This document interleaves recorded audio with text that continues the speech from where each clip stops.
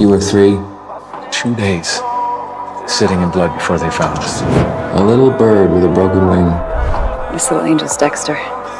That is Brian. He's had flashes of violence. What about Dexter? We've grown to really love him.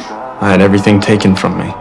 And while you were being raised by the Morgan family, I only had a memory of a family. What did you do to him? To make him forget his own brother? He was so young, so traumatized, he blocked it all out. Is that why you threw me away? You couldn't be saved. Dexter could. Dexter needs me. He needs you to let him. You come back into his life, you're just gonna bring all of that pain with you. Finally, brother. I'm your brother. And this foster bullshit. We're blood brothers. Through birth and death.